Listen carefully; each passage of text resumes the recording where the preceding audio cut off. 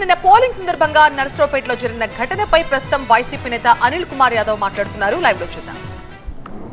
మీకు నిజంగా గెలుస్తారని ధైర్యం ఉంటే ఈ అవసరం లేదు కదా. మీరు గెలుస్తారన్న ఒక భరోసా ఉంటే ఇవన్నీ అవసరం లేదు కదా. అంటే బీసీలు ఎస్సీలు ఓట్లు వేయకూడదా? అంటే బీసీలు ఎస్సీలు ఓట్లు వేయకూడదా అని అడుగుతా ఉన్నా. ఓట్లు వేస్తే కాలనీల మీద పెరగొడతారా? నిన్న ముట్టుకూరుకు సంబంధించి మార్చల్లో పొద్దునే ఎమ్మెల్యే అభ్యర్థులను హౌస్ అరెస్ట్. అసలు ఎమ్మెల్యేలను హౌస్ అరెస్ట్ చేసేది ఏంది? వాళ్ళని మాత్రం యథేచ్ఛగా వదిలేశారు.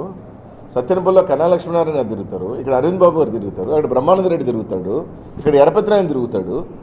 కానీ వైసీపీకి సంబంధించిన ఎమ్మెల్యేలు మాత్రం హౌస్ అరెస్ట్లో ఉండి వాళ్ళ పార్టీకి వాళ్ళ పనులు చేసుకుంటారా?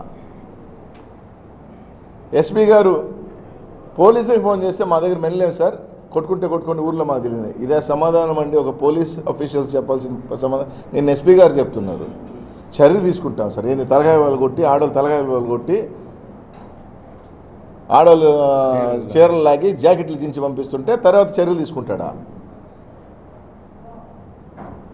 ఇది ఎస్పీ గారు సమాధానం రాత్రి మాకు.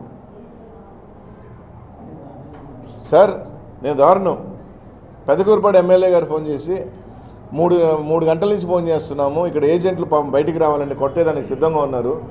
ఎస్పీకి సిఐలకి డిఎస్ఎల్ ఫోన్ చేసి ఎత్తట్లేదంటే కలెక్టర్కి ఫోన్ చేసి సార్ ఇది పరిస్థితి అంటే మళ్ళీ కరెక్ట్గా 20 నిమిషాల తర్వాత మళ్ళీ నాకు ఫోన్ చేసి అవసరం లేదన్ను వారికి తలకాయ వాళ్ళు కొట్టారు, ఇద్దరు కాలు చెల్లెరు కొట్టారు.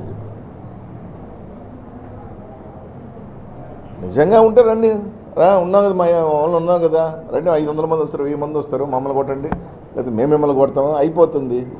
వాళ్ళు ఊర్లలో పాపం వాళ్ళు ఎస్సీ బీసీలు వాళ్ళు ఓట్లు వేస్తే వాళ్ళ మీద పడి ఆడవాళ్ళు మగవాళ్ళని చూడకుండా ఇల్లులు బాగా కొట్టి ధ్వంసం చేసే కార్యక్రమం చేస్తున్నారంటే ఇదే ఇప్పుడు ఆ పవన్ కళ్యాణ్